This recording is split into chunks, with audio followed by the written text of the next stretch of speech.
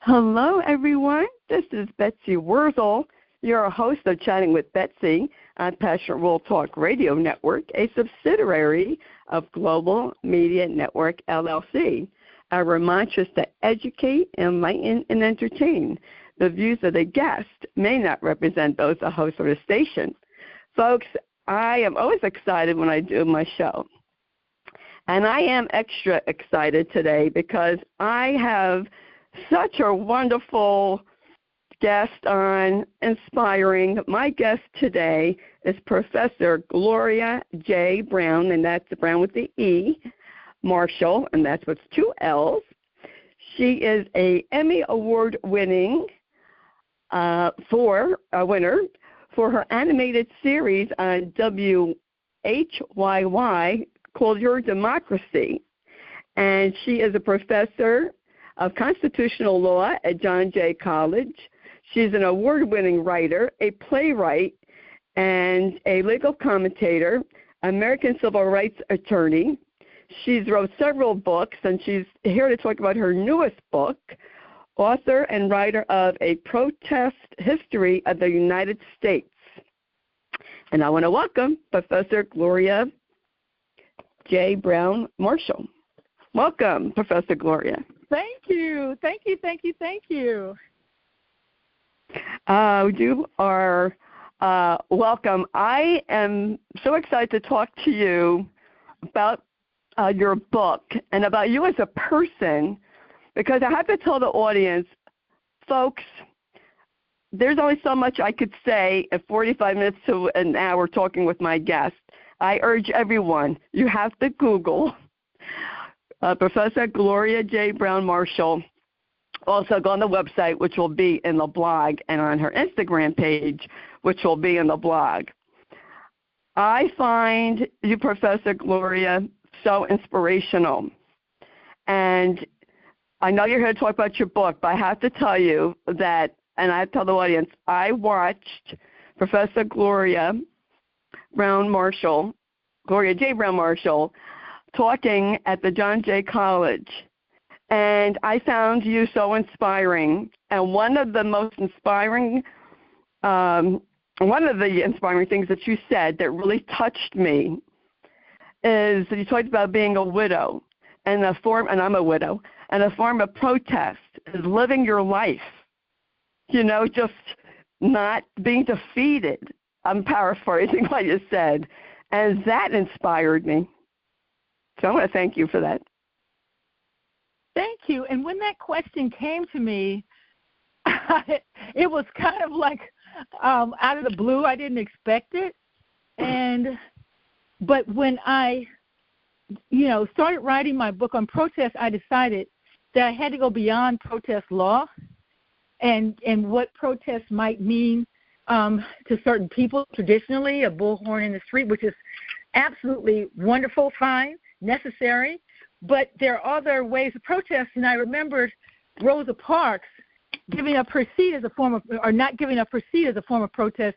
So that's why I had to expand protest. And once I started expanding it, I started realizing that, the protection that indigenous people had of their culture despite forced assimilation is a form of protest. The resistance that people have had. So then it had to include survival as protest when people are trying to annihilate someone. There's so many ways in which protest shows itself. And then, for people who have been maybe in domestic violence situations where they still live their lives, they still love again after being hurt, to say, I'm not going to be forced into a corner and not live my life. I'm not going to harden my heart. I'm going to push against these things as an act of protest, an act of resilience. So all of that, especially as a widow, to recreate a life when you think you had one, it had to be a form of protest as well. Yes, well, you would be proud of me, Professor Gloria, because I am a protester. I used to tell people, I used to do videos in my car and used to tell people, don't give Alzheimer's any more power than what it has. My husband had early onset Alzheimer's. I said, do not be defeated.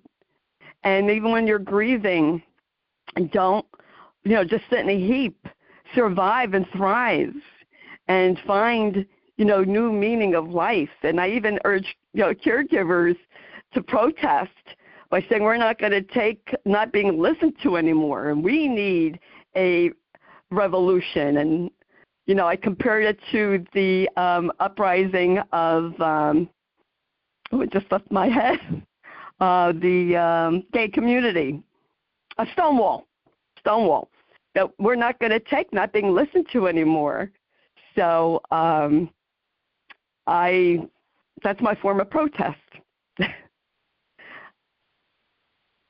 And those protests and so many more, that when people start thinking about the protests that they participated in, the actual ones and I participated in protests, and I'm a great believer in protests. One of the reasons why I felt the need to write this book on behalf of protests, to argue for its effectiveness, for the fact that it's still a necessary measure for social change.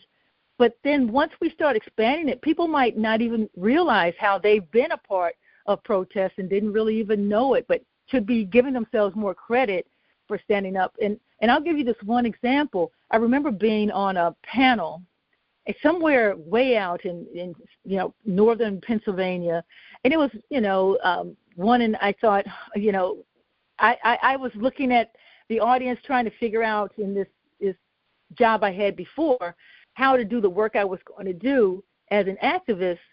And you can't really judge every audience by who's in the audience. That's the other thing about protests. It's so creative, and so many different people are drawn to stories.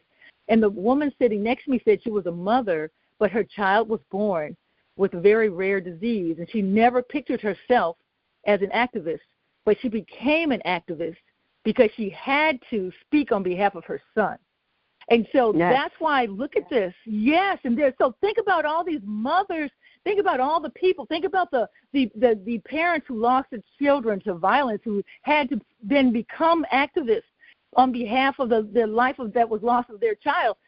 Think about the people fighting for a fair educational system. They just wanted to send their kids to school, and now they have to become activists. They have to become community organizers, leaders. And so folks don't really wake up and say, yes, that's what I'm going to do with my life. That's very rare. Usually the circumstances create the activism and the protester.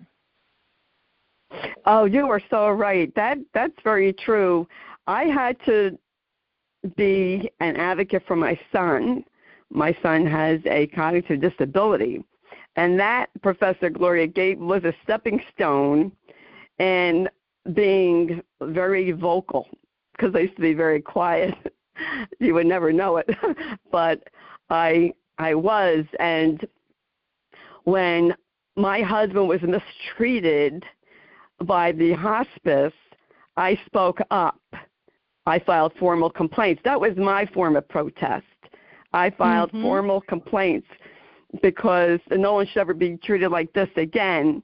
And my mom, who was from the silent generation at the time, she said, oh, Betsy, stop talking about it.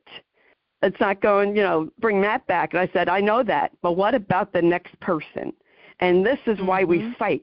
This is why we have activism. This is why we have protest. And I feel very strongly about that because, my person might be gone, but what about the next person's loved one? Nobody should ever be treated like that. And we have to protest. And I will get to your blog, but it's on my mind because my mind tends to forget what I want to talk about sometimes. I know in your book you talk about labor, and now the nurses in New York, I don't remember if they're still striking, but I know they were. I know a couple of years ago, 2 or 3 years ago, there were nurses striking up in Massachusetts. And I could tell you, Professor Gloria, the nursing ratio to patients has always been unsafe. I worked as a nurse, and that has been going on since I was a candy striper. Okay, I'm going to say since 1972. It has been going on. And it causes very unsafe situations. And I am for the nurses protesting, but you know what? Back in the 70s, nurses weren't allowed to protest. They were fired. You mentioned a union. They were fired. So I'm glad that nurses are now speaking out but that about took time to happen too. But protests had that happen. That's why when people look at what they have today and they think, oh, somebody just said, yes, you can have that. Yes, you can No one said, yes, I'm going to limit my profits and create the 8-hour workday. No one said, oh, we should allow you to have a personal day. No, people had to fight for these things, and they fought through protest. So even though things may be in a legal context, you might have a law, that doesn't mean that you're going to have the rights. The protest takes many things that are rights on paper and makes them reality in our lives. Oh, that's true. It takes a very long time. I mean, it wasn't even thought about to protest, and for nurses to walk out and protest in the 70s. That wouldn't have happened. I'm glad to see it now. I really am, because I know myself when I worked in the 70s and 80s in the hospital, I was put in areas I wasn't trained for because they were short-staffed. I was put in a CCU unit, ICU, emergency room. That's not fair. That's not fair to me. That's not fair to the other staff, and it's not fair to the patient most of all. So I'm glad to see that. But change takes a while, doesn't it? Even when you're out protesting, it doesn't happen overnight, changes. No, it takes a while, and I think, and one of the ways in which my book, A Protest History of the United States, hopefully can shed light on how long some of these things take, because we want too often the movie version of protest, in which you protest on Friday and change happens on Monday, and there's some tension, but it doesn't explode out of control. People's lives aren't lost, as with Renee Good, or we don't have the types of retaliation that you see taking place now. But protest has always had a danger to it. There's always been a dangerous aspect to putting one's ideals on the line in public, because you're actually pushing against the status quo. And so whether or not that status quo is represented by a corporation or by the government or the regular other people, those people are looking at the protesters saying, how dare you say what I believe in is wrong, or what I have is not mine, or you should have what I have when I feel you're lesser being than I am. So when you're putting these issues in front and center, there's going to be pushback from the general public, from the government, from the corporation. When you say to the corporation, we want better wages, we want better working conditions, and the corporation is like, well, we don't want to give you that. Why should we? So that's why collective bargaining, the union, when people use the word so often, you don't even think about what it means to be unified, to come together. And in my book, I use different examples because it's over a 500-year period. And so my editor and I had to think about, how are we going to tell this story? And I rewrote this book so many times, but one of the ways that I decided, in the end, the book you have, is based on not just an arc of time of 500 years, but subject matter. So it begins with the Indigenous, and then into slave uprisings as protests, women's movement, labor movement. Creating a union is protest against the working conditions. The same way you see the nurses out protesting right now. That's what the coal miners used to do, and you had somebody like Mother Jones rise up. So it's always been this idea that there is something different, more, better that we could have as a community, and then the people say, no, what we have is fine. You should just go along with it. And then the clash happens, and that's in a country that boasts this year, which is the 250th anniversary of our protest document, the Declaration of Independence. You have at the same time this sense that no one's supposed to be dissatisfied and everybody is supposed to go along with the program. And if you don't do that, then you're a horrible person. We're going to call you names and use propaganda against you and try to ruin your life and livelihood. And that's how we've treated protesters over time, at the same time gaining the benefits that the protests, acquire. Yes, and I love when you say that the Constitution is a protest.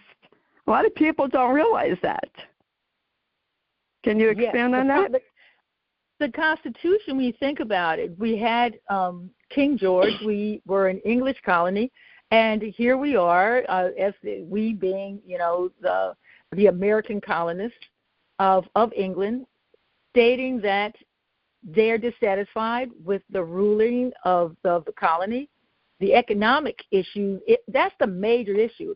And what I would say for people who are listening right now, read the Declaration of Independence. We refer to it. I don't think people don't understand what the document actually has in it. But once you read it, you see that it may not be the same document you think it is. I mean, it refers to Native Americans as savages, for one, and it's more of an economic argument as to why the colony should break away, and the fact that they believe that the king is a despot, and that's his tyranny. So you have all this protest against the status quo, which is the rule. And I always like to say, remember, the United States broke away, but 100 other colonies stayed. So now, whether or not they were forced into colonialism, as it is the case in South America and Central America and Africa and Asia, whether or not that was forced colonialism, but there were very few colonies that broke off from England during that time. And so the phrase was that the sun never set on the British Empire, because somewhere in the world the sun was shining on a part of Great Britain and the United Kingdom. So my concern is, when we think about this 250th anniversary of a protest document, in a year in which protesters are being murdered, we have to see this has been the conflict in the country from the very beginning, that there's always been this sense that only certain people are supposed to protest and other people are supposed to stay in their place. But that place is somewhere that there's always going to be folks who have in them the spirit to stand up against what are seemingly insurmountable odds and say, no, life can be better than this, and I'm going to push against your idea of who I am and the lesser place in society I should have. That is so true, Professor Gloria, because I feel that, and I've always felt this way, I guess I was a protester and I didn't know it from a youngster, that we have to speak up when there's an injustice or there will not be any changes. And that could be an injustice we see anywhere, someone being bullied, someone not being treated with dignity and respect. And it always takes that brave person, whether it be, male, female, or whatever a person identifies themselves, to, I say, break that door down or break that glass ceiling and saying, we want change. This old way's not working. Here might be a better way. Let's get together. Let's exchange ideas. That's how changes happen, I believe. And you mentioned something about bullying, because to be that person in schools or friendships, when you hear someone else being demeaned, denounced, I say this to my male students sometimes. If you're hearing women, girls, being demeaned, being ridiculed, as being called names, all it takes is for you to say, you know what, that's really not cool. Don't say things like that about that girl, that woman, that ethnic group or religious group, about that race. Don't say that about people like that. That's really not cool. That is a very small thing to say. It can have major ramifications and consequences for good. And it is an act of protest. It's saying, I'm going to stand up. So whether or not one is in a crowd with a sign that says racial injustice is unconstitutional, or someone is saying, as an individual, I'm not going to allow that type of language around me. That's there, large or small. There are ways in which we can live our values and speak up. And speaking up like that is an act of protest. That's what I love. I love the different forms of protest that you talk about, because some people might say, oh, I can't protest. I'm too old. No, they're not. And the many various forms that you mentioned of, or even helping the protesters by providing, food, they're outside, drink. Mm-hmm. As I heard you say, bail money, phone numbers. You give such great ideas. How long did it take you to write your book? Because you have a lot of details in your book, a lot of history. It took years, actually, and I'd written my very first book, Race, Law, and American Society, and after writing my very first book, I had in it civil liberties, a chapter on civil liberties and civil rights, and I wanted to expand it at that time. And instead, I have another chapter in that book on voting rights, and I expanded the voting rights book to the voting rights chapter to become the Voting Rights War, and that is the book that it was expanded from that chapter. And so from the chapter on civil liberties, I expanded the work, the research, and all of that over years to create the Protest History of the United States. But I'll tell you something about this book. Initially, it was because there was an activist in Brooklyn who died, and I didn't know her, but someone said that she had not enough money when she died to even be buried. And so I thought, here are people at the same time saying protest doesn't matter, and they're living with the benefit of her struggle, that what she did her entire life.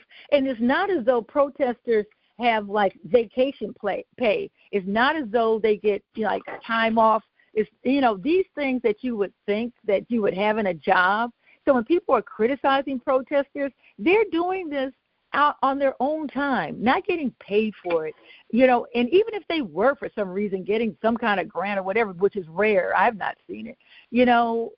I just think it's just something that people don't realize that another person is doing out of the goodness of their own soul. And, and for her to die without anything, I just said, I've got to write a book. And initially that book was to be law-based, and it was going to be the legal argument for protests and have the legal cases. But then I realized that not all protest is going to result in a legal case. And so, therefore, I have to talk about protests beyond what a legal case is going to give and on different ways in which protests take place. And so this part memoir, and that's the other thing, that I actually have part memoir in the book. So I tell the story of my great-great-grandmother, Eliza, who was enslaved, as well as some parts of my life and, lives of family members over time, from the time period of enslavement of my great-great-grandmother and how she survived. She was a widow. She, after slavery ended, she finally started to build a life. And what happened? Her husband dies. So here she is, on her own and having to start again after having been enslaved and all that she had been through. So survival is protest as well. Yes. And when people, put other people in their little boxes and saying, you can't do this, you can't do that, and then you survive and they see you thriving, you're right. That is a form of protest, and I love it. I really do. And you made me realize, Professor Gloria, that I've always been a protester, and I just never knew it. You're not the only one. I have another friend, the same thing. She said the same thing. She never realized she was an activist in a protest. She's a professor of English, and she was talking to her son. It's like, well, how did you get to be such an activist? And he said, from you. And she said this past year was when she finally realized and accepted the fact that she had been a protester and an activist all this time, and she just saw herself as an English professor. Yeah, I mean, I have to share this personal story, if you don't mind, Professor Gloria. I never thought I'd put myself on social media, ever. And when my husband was diagnosed with early onset Alzheimer's, I was mad. I think you talk about that you get anger fuels you, and it fueled me. Yes. Because I had to channel it in a positive way, and I got in my car and I started doing videos way before people were doing it on Instagram. And this was like let me see, this is 2026, 9 years ago. I was in my car doing videos, and I was saying the truth about caregiving, and that was my form of starting advocacy and telling people, be an advocate. If you don't like how you're being talked to by medical people, tell them and go to someone else.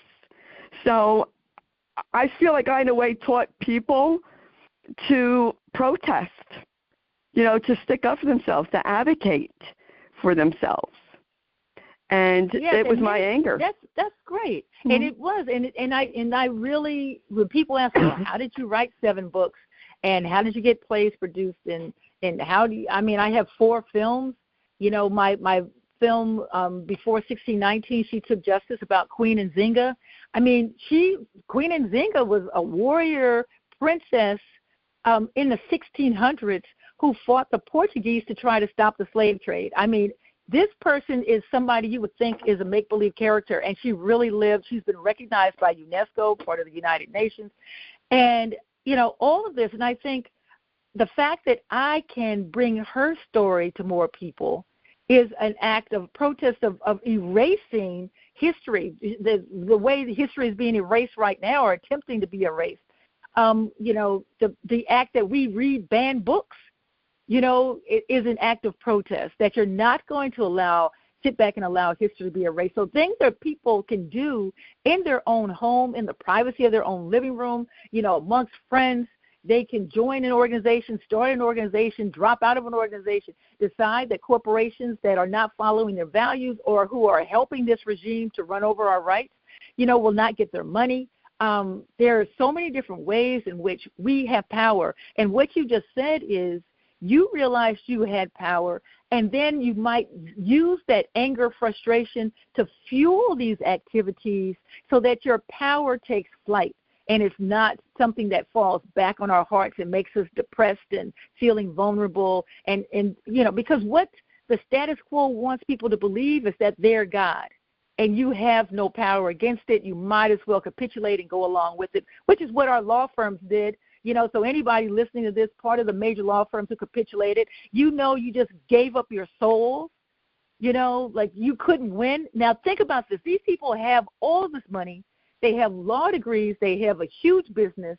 And yet the very first time, just if you think about it, not even swinging a blow, just out of the box, just saying, I'm going to fall down and play dead, and then just have him drag me away and kiss the ring and be basically a servant. And that's what these huge law firms became, servants to the regime that's crushing our constitutional rights. And so it doesn't mean that a person who has money feels more power sometimes. Sometimes people can have many resources and somebody else can have very little. But there's a spirit inside that once it's ignited, they can stand tall and strong. Rosa Parks was a seamstress in segregated Montgomery, Alabama, and she chose to stand up. So I think people need to realize it's not a matter all the time of how much money you have, how much education that one has. It can be anything that sparks you and makes you feel empowered enough to stand up. And that's what I wanted my book, A Protest History of the United States, to do, to empower people, inform people, and inspire people. And I'm sure it does, and I know it will. I know if anyone, if people listening to you will be inspired. I know I was greatly inspired by hearing you. And by the way, I love your voice. You have a great voice. I like listening to you. I have to ask you started protesting at a young age. Can you share why you started at a young age? I love the story.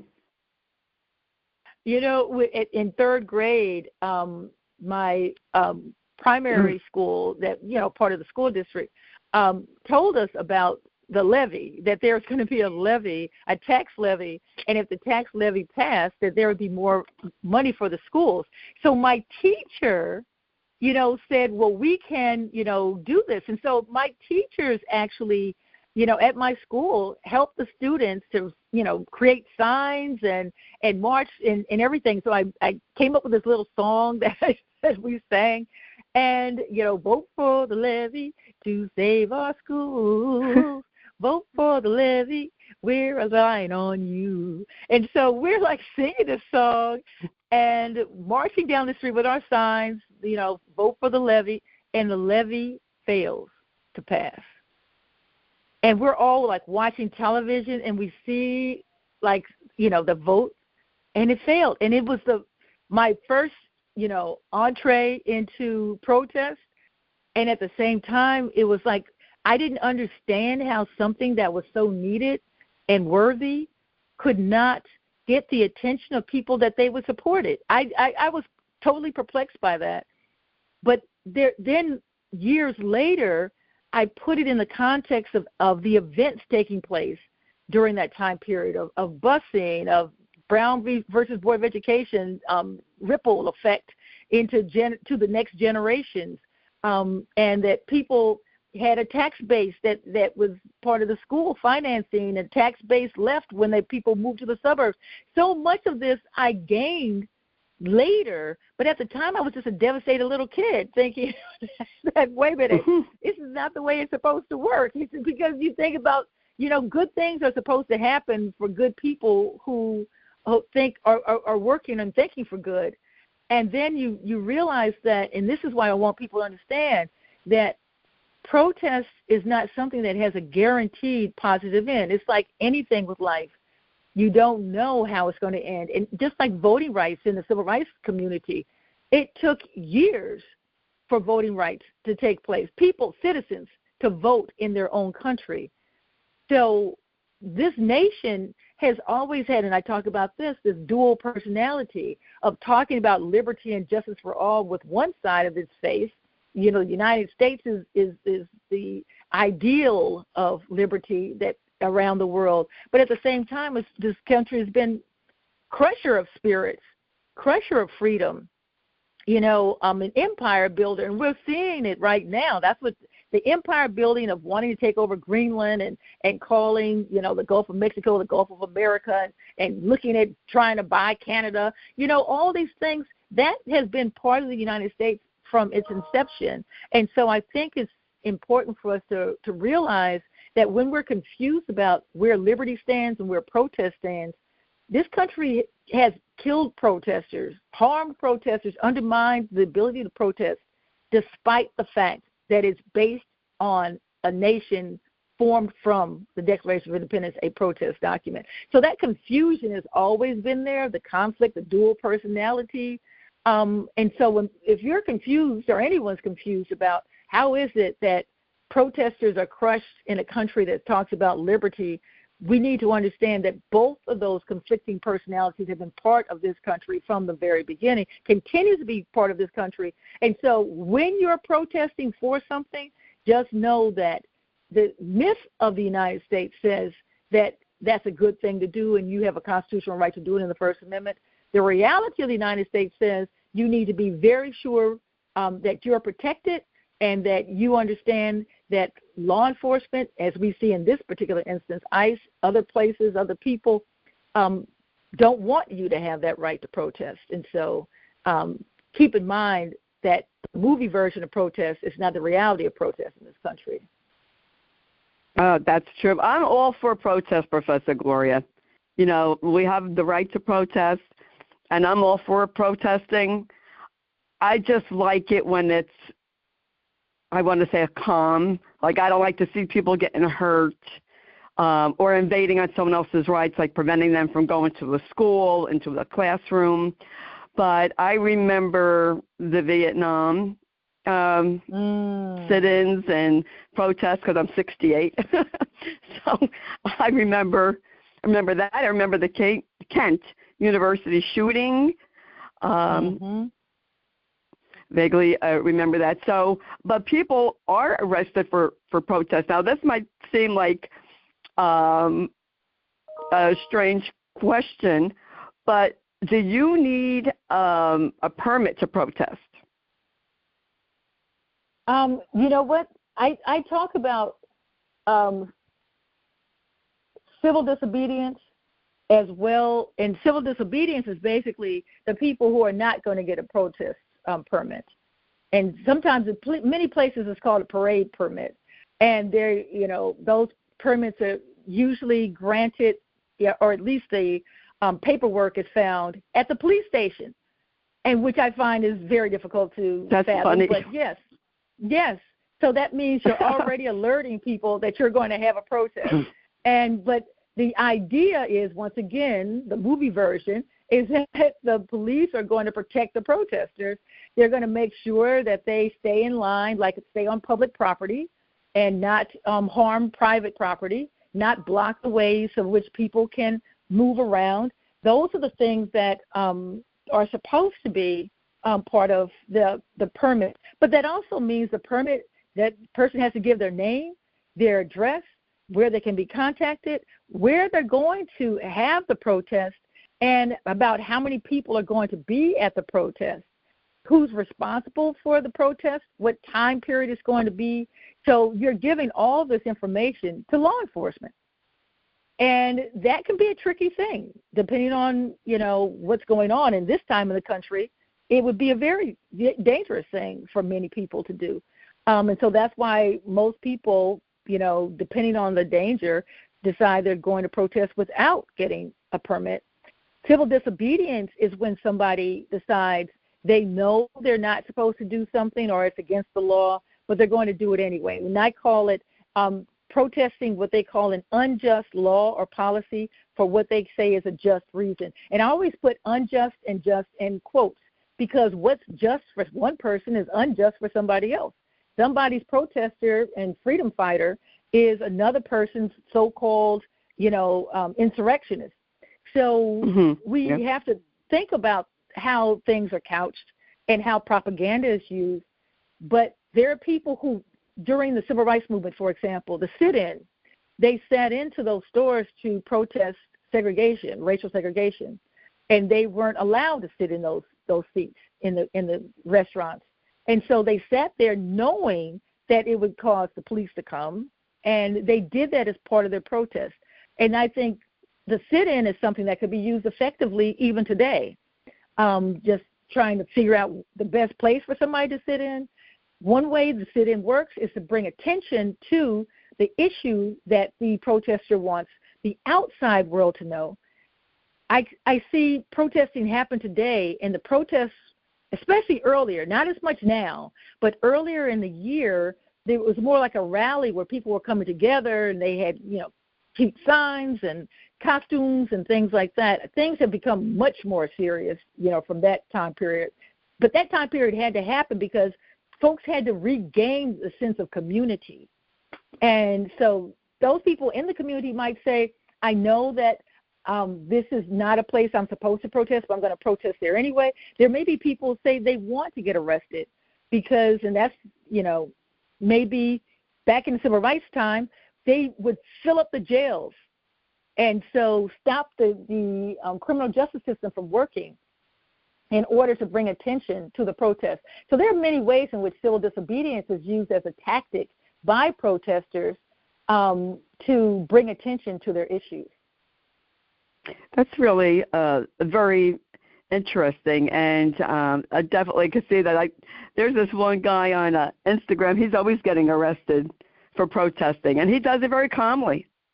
Very calmly, but he cracks up. He's always getting arrested for his protest, and I'd like to know, or maybe you could tell the audience, how does someone get involved with the protest or start one? Because people might be listening and saying, oh, well, how do I do that? There are organizations right now that, one, for example, Indivisible is an organization that is actually part of, a nationwide group that has different chapters in cities, and people can start their own chapter. They become part of a chapter that's already existing. There are places where you could go to the protests, and I always say, do not protest at night. It is so tempting. And the other part about protests, once you're there, maybe you don't want to leave. But when nightfall comes, you increase the possibility of harm and trouble. You also increase the possibility of your protest being infiltrated by people who want to do damage.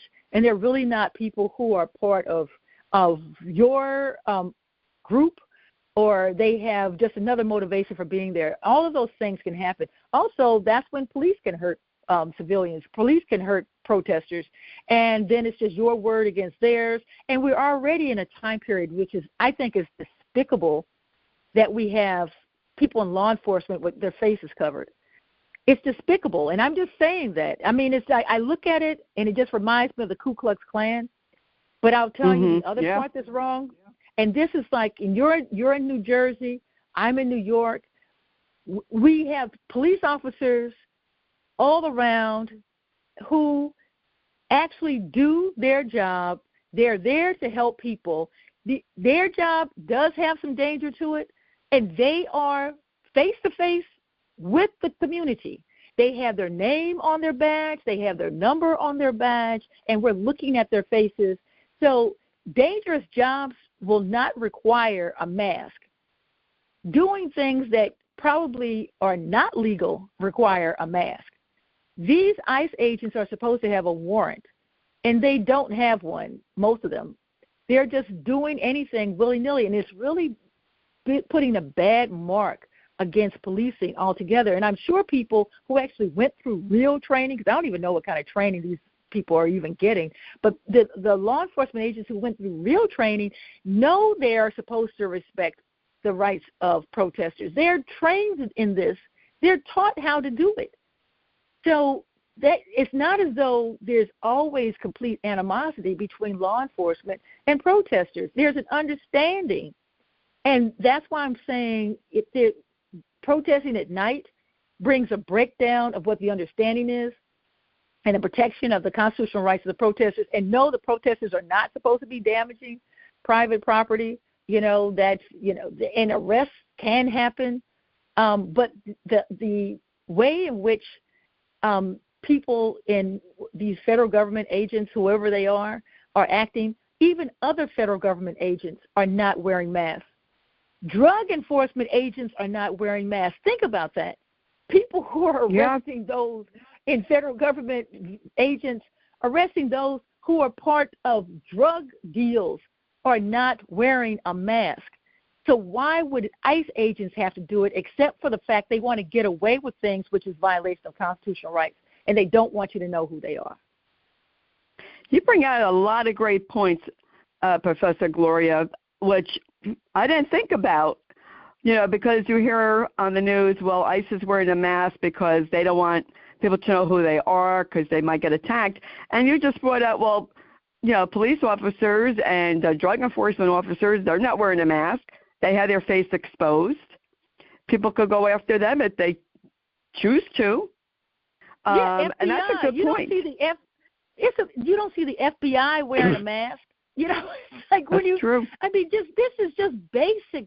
And the FBI, they have an agent, they have a name, they say what agency they're from. This is just a mob. This is a mob on the federal payroll, basically. And so so the respect for law enforcement is decreasing, and that's not fair for those people in law enforcement who are doing their job and doing it the right way, because this is making their job more difficult, because people don't know, well, who's in and who's not. And now ICE is putting the word police on their uniform, and they're not police. They are not police. They are not police officers. They are supposedly federal employees. So federal employees and police are not the same thing. So this has really just been, when it comes to crossing lines, crossing a lot of lines here that make protesting more dangerous, but also more necessary. Yes, I agree with at night. They say nothing good happens at night. And, yeah, I wouldn't want to go to a protest at night. That's for sure. You give such a great information. And, you know, like with the Vietnam War, for instance, some of those were peaceful, some of them weren't, but it took time. Eventually the war ended. But I remember those. But protests ended a war. That's why when people say protest is not effective, protest ended a war. Protest has ended more than one war. So we need to understand that protests can end wars. Protests, you know, can policies. Protests can create laws. Protests can push people in a certain direction. Protests can give the highest court an idea that it's time for a change when it comes to what's doing.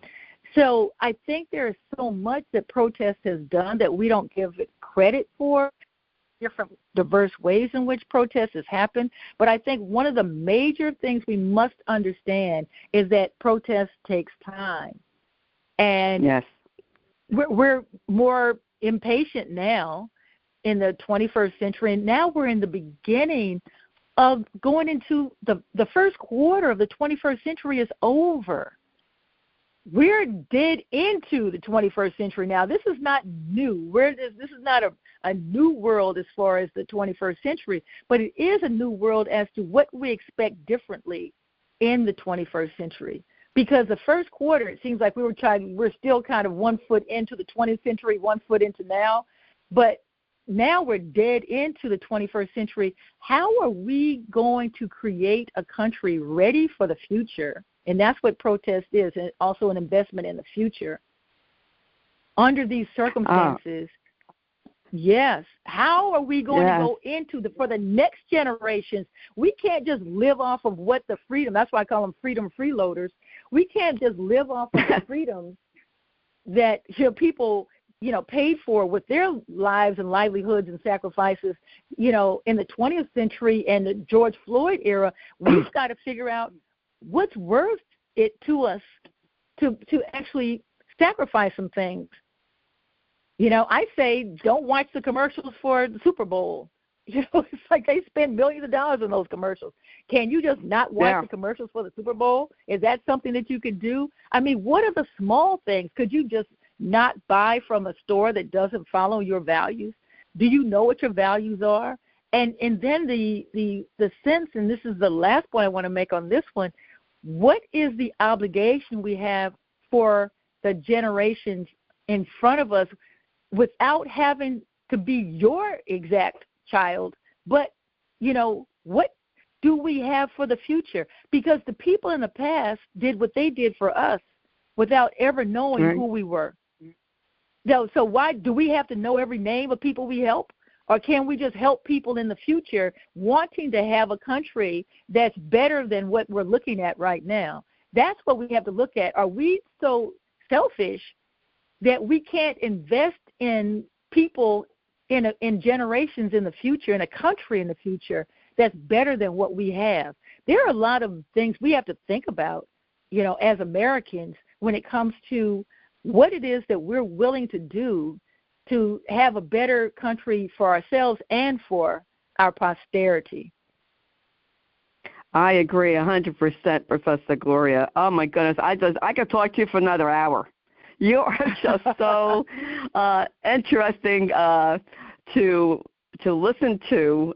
You have so much wisdom that you impart whenever you speak, and I'm honored, and I thank you for spending time with me today on my show. Where can people purchase your book, Professor Gloria? Well, they can go on the website, the publisher Beacon Press, and they have been publishing books for over 150 years. I mean, they are such a great publisher, and my editor is wonderful. So you can go to beacon.org, and beacon.org on their website You can also go into bookstores and make sure you ask for the book in the bookstores so that it's there available on the shelf. So if it's not at your bookstore, not just order a book from the bookstore, because I believe in ordering books from the bookstores, but also ask them to put the book on the shelf so other people know that the book exists. I really appreciate anybody who's wants to come out to see me. I'm going to be in Montclair, New Jersey. On February 4th. Yes, I'm in Jersey. All right. That's all far from me, but that's so cool. And how can people connect with you, Professor Gloria? They can go to my website. Yeah, my website is Browne-Marshall. That's Brown with an E -Marshall23.com. You can also, if you want to, Brown.Marshall23@gmail.com. That's another way to get in touch with me. I am, there's a part of my website where you can actually send me an email on my website. So if you're interested in speaking engagements, because last year I went to 23 states. 23 states. Wow. And yes, and so this year I have speaking engagements around the 250th anniversary of our Declaration of Independence. And so Justice and Democracy is the name of the tour. Justice and Democracy, 250 Years of Protest. And so that's what I'm doing this year. So I'm looking for places where I can come to speak. And I'm going to be in Chicago, for example, in February. I'm even going to be in Mississippi. So when you are thinking about a speaker for these upcoming events for the 250th anniversary, let me know. And once again, my website is Brown with an E, Brown-Marshall23.com. Brown-Marshall23.com. Well, I'll tell you, Professor Gloria, in my opinion, anyone who listens to you, I believe, will be inspired and motivated for sure. And I thank you for writing your book and writing your other books and doing all your advocacy work. And you're just a force. You really are. You're a great role model for everyone. And I just appreciate you and your work. And I'm going to keep listening to you. Because I was like, I was listening to you the other day, and I'm like in New Jersey going, yes. Well, I also have a podcast. So if you go to, the podcast is Law of the Land. I'm glad you reminded me. I should do better with self-promotion, right? But my podcast Law of the Land. Law of the Land is a podcast. It's on Spotify and Audible and all those different places. Law of the Land with Gloria J. Browne-Marshall. So talking about law issues, but larger than that, I try to look at the social justice impact of, the law, how it affects us as people. So that's why I liked law. I was like, why am I here in law school? And then I took, labor law classes and social justice classes, gender justice classes, and I realized that law can be this wonderful teaching tool around social justice and in a way in which people can have more rights in this country and protest civil liberties, all of that. I see that aspect of law is so important for regular folks in the world. Yeah, yes, I agree. Well, I wish you the best, and I know your book will be probably a bestseller, international bestseller if it isn't already. I'm sure it will be. And I just want to wish you the best and with all your talks. And I'm going to be listening to your podcast. And I will be, if they're being filmed, your talks, I will be listening. So thank you so much for inspiring and motivating me and my audience. Folks, all the information about Professor Gloria J. Browne-Marshall will be in the blog that Jeannie White writes, and she's the station manager, produces the show. And I want to thank Lillian Caldwell, who's CEO of Passionate World Talk Radio Network, who makes this all possible. I want to give a shout-out to Lissa Warren, who arranged this interview, Lissa Warren, PR.